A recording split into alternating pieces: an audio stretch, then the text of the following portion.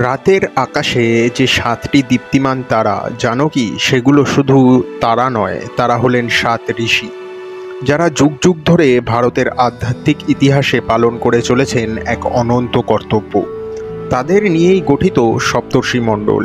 আজ আমরা যাত্রা শুরু করব সেই মহাজাগতিক পথে, যেখানে বিজ্ঞান, পুরাণ আর সাধনার ইতিহাস মিশে গেছে এক অদ্ভুত ঐক্যে। সপ্তর্ষি মানে ৭ জন ঋষি, কিন্তু কারা তারা? প্রত্যেক মন্বন্তরে এই ঋষিরা পরিবর্তিত হন, তবে সবচেয়ে সুপরিচিত ৭ ঋষি হলেন ভৃগু, অত্রি, অঙ্গিরস, পুলস্ত্য, মরীচি, বশিষ্ঠ ও কশ্যপ। এরা হলেন সেই ঋষিগণ যারা বিশ্ব সৃষ্টির সূচনায় ব্রহ্মার মানস পুত্র ছিলেন, ব্রহ্মার চিন্তা থেকে উদ্ভূত। এরা শুধু ঋষি নন, তারা হলেন ধর্ম, জ্ঞান ও আধ্যাত্মিক শক্তির ধারক ও বাহক। বেদ, উপনিষদ, পুরাণ সর্বত্রই এই ৭ ঋষির উল্লেখ পাওয়া যায়। তারা দেবতাদেরও উপদেষ্টা, রাজাদের গুরু এবং পৃথিবীর নৈতিক ভারসাম্যের রক্ষক। আজও তারা আমাদের আকাশে আছেন। হ্যাঁ, বিজ্ঞান যাকে বলে আরশা মেজর বা গ্রেট বিয়ার কনস্টেলেশন, হিন্দু ধর্মে তাই সপ্তর্ষি মণ্ডল নামে পরিচিত। এই ৭টি তারা একত্রে গঠন করে এক দুর্দান্ত আকার, যা দেখতে অনেকটা জিজ্ঞাসা চিহ্ন অথবা ঘাস কাটার কাস্তের মতো। তাই বাংলায় একে কেউ কেউ সপ্তর্ষি জ্যোতিষীও বলে। ভারতীয় জ্যোতিষশাস্ত্রে বলা হয়েছে পৃথিবীর যে কোনো স্থান থেকে এই মণ্ডল দৃশ্যমান, কারণ এই নক্ষত্র পথের উত্তর দিকের একটি অংশে অবস্থিত এবং বছরের বেশিরভাগ সময়ই দেখা যায়। পৃথিবীর প্রতিটি যুগ বা মন্বন্তরে ব্রহ্মা নতুন করে ৭ ঋষিকে নিযুক্ত করেন। তাদের কাজ কি? তাদের কাজ হলো ধর্ম ও সত্যের রক্ষা করা, বেদ সংহিতার সংরক্ষণ, মহাযজ্ঞের রীতিনীতি নির্ধারণ, মনুষ্য জাতিকে আধ্যাত্মিক দিশা দেখানো। তারা শুধু মানুষের শিক্ষক নন, দেবতাদেরও গুরু। এক একটি ঋষির আলাদা আলাদা গুরুকুল ছিল, যেখানে দেবতা, অসুর, মনুষ্য সকলেই শিক্ষা লাভ করতেন। এভাবে তারা গোটা মানব সভ্যতার ভিত্তি নির্মাণ করেন। ভৃগু ছিলেন অন্যতম প্রথম প্রজাপতি এবং ঋষিদের মধ্যে প্রবীণ। তিনি ভৃগু সংহিতা নামক এক জ্যোতিষ শাস্ত্রের রচয়িতা বলে বিশ্বাস করা হয়। তার গুরুকুল ছিল ভারতের পশ্চিমাঞ্চলে। সেখানে তপস্যার মাধ্যমে তিনি অতীন্দ্রিয় জ্ঞান অর্জন করেন। ভৃগু একবার বিষ্ণুর বুকে লাথি মারেন। সেই কারণেই বিষ্ণুদেব তার বুকের উপর লক্ষ্মীকে স্থান দেন, কারণ ভৃগুর পায়ের ছাপ পড়েছিল সেখানে। তার বংশধরেরা পরিচিত ভার্গব নামে, যাদের মধ্যে পরশুরাম হলেন অন্যতম।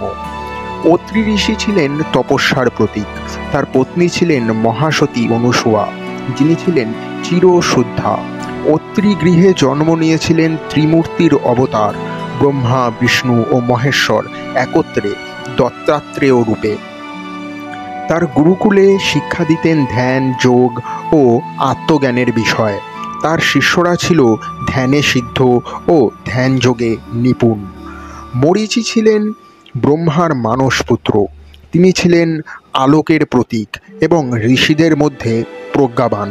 তার পুত্র ছিলেন কশ্যপ, যার মাধ্যমে দেবতা, অসুর, মানুষ, নাগ ইত্যাদি বহু জাতির সৃষ্টি হয়। মরীচির শিক্ষাদান ছিল বেদজ্ঞানে, মূলত ঋগ্বেদের বিশ্লেষণ ও কল্পশাস্ত্র। তার গুরুকুল ছিল হিমালয়ের পাদদেশে। এবার আসি অঙ্গিরস ঋষি। অঙ্গিরস ছিলেন অগ্নি ও ধ্যানের ঋষিতে। তিনি ছিলেন বেদ রচনার অন্যতম সহযোগী। তার গুরুকুলে শিক্ষার্থীদের শেখানো হতো কিভাবে অগ্নিকে আহ্বান করতে হয়, কিভাবে যজ্ঞ সম্পন্ন করতে হয়। অঙ্গিরস শিষ্যদের মধ্যে ছিলেন গৌতম ও শতানন্দ। বশিষ্ঠ ছিলেন রাজা গুরু দশরথ ও রামচন্দ্রের রাজপুরোহিত। তার গুরুকুল ছিল সরজু নদীর তীরে, যেখানে রাজা থেকে জনসাধারণ সকলেই আসত শিখতে ধর্ম ও নীতির পাঠ। বৈশিষ্ট্যের বিরাট অবদান। যোগ বৈশিষ্ট্য এক অসাধারণ দার্শনিক গ্রন্থ, যা আত্মজ্ঞান ও ব্রহ্মতত্ত্বের পথ দেখায়। কশ্যপ ছিলেন সমস্ত জীবের আদি পিতা। তিনি ছিলেন বিশাল এক সম্প্রদায়ের প্রতিষ্ঠাতা। দেব, দানব, মনুষ্য, গন্ধর্ব, রাক্ষস, নাগ সকলেই তার সন্তান। তার গুরুকুল ছিল প্রাচীন ভারতের সবচেয়ে গুরুত্বপূর্ণ জেনেটিক ও জীববিদ্যার কেন্দ্র। তার পত্নী ছিল 13 জন, আর তাদের মাধ্যমে সৃষ্টি হয়েছিল মহাজাগতের জীব বৈচিত্র্য। বহু যুগ ধরে আকাশের তারা হয়ে তারা আমাদের দিকে চেয়ে আছেন। কিন্তু জানেন, এই ঋষিরা চিরকাল একরকম ছিলেন না। প্রত্যেক যুগে, প্রত্যেক মন্বন্তরে পরিবর্তিত হয়েছে তাদের নাম, তাদের কাজ, এমনকি তাদের গতি।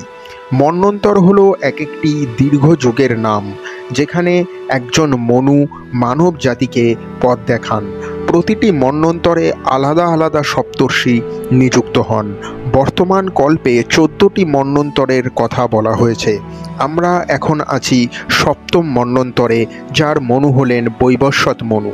এই মন্বন্তরের সপ্তর্ষিরা হলেন অত্রি, বশিষ্ঠ, কশ্যপ, গৌতম, ভরদ্বাজ, বিশ্বামিত্র, যমুদাগ্নি। এরা প্রত্যেকে এক একজন ঋষি সংস্কৃতির স্তম্ভ, যারা এই মন্বন্তরে ধর্মের বাণ বহন করছেন। তত্ত্বটি বোঝায় ধর্ম ও সময় পরিবর্তনের সাথে সাথে জ্ঞান বৃদ্ধি ও পথ প্রদর্শকও পরিবর্তিত হন। এবার আসুন জানি সপ্তর্ষি চক্র সম্পর্কে, যা বহু যুগ ধরে ভারতীয় জ্যোতির্বিজ্ঞান ও পুরাণে বর্ণিত। সপ্তর্ষি চক্র হলো এক বিশেষ সময় চক্র, যেখানে সপ্তর্ষি মণ্ডল প্রতি 100 বছরে এক রাশি চক্রে অবস্থান করে, অর্থাৎ 700 বছরে তারা 7টি রাশিতে পরিভ্রমণ করে। তাই এই সময়চক্রকে বলা হয় সপ্তর্ষি কালচক্র বা 700 বছর। এই চক্রকে ভিত্তি করে ভারতীয় প্রাচীন ক্যালেন্ডার ও যুগ গণনা করা হতো। বর্তমানে ভারতীয় ঐতিহাসিক সময়রেখা গঠনে সপ্তর্ষি চক্র ব্যবহৃত হয়। মহারাজ বিক্রমাদিত্যর সময়ে এই পদ্ধতি প্রমাণিত। এই চক্রেও বলে দেয় মানব সমাজ কবে ধর্মের পথে, কবে পতনের পথে। প্রত্যেক যুগে ধর্ম ভিন্ন, প্রয়োজন ভিন্ন, তাই ঋষিরাও ভিন্ন। সত্য যুগে ধর্ম ছিল স্থির, তখন ঋষিরা ছিলেন পরম তপস্বী ও ব্রহ্মজ্ঞ। ত্রেতা যুগে ধর্মে কিছু বিচ্যুতি এলো, তখন ঋষিরা মানুষকে রাজনীতি ও যজ্ঞ পদ্ধতি শেখালেন। দাপর যুগে ঋষিরা হলেন গল্পকার, পুরাণের রচয়িতা ও ধারক, এবং কলিযুগে ধর্ম দুর্বল, তাই ঋষিরা হলেন স্মৃতি ও শাস্ত্রের রক্ষক, যেমন ব্যাসদেব। এক একটি যুগে তাদের ভূমিকা শুধুই জ্ঞানদাতা নয়, তারা হলেন মানবতার আত্মা এবং যুগের বিবেক। আধুনিক জ্যোতির্বিদ্যায় সপ্তর্ষিমণ্ডল ব্যবহৃত হয় নর্দার্ন হেমিস্ফিয়ারের দিক নির্ধারণে।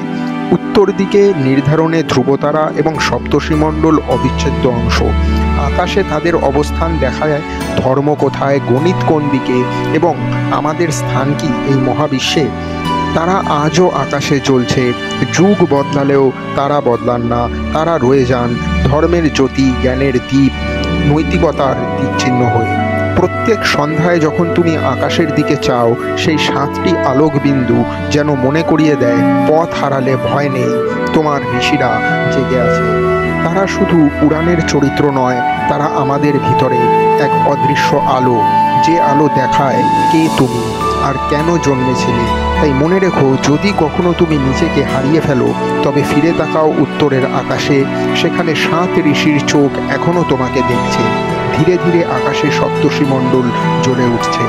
এই ছিল সপ্তর্ষিমণ্ডলের মহাযাত্রা।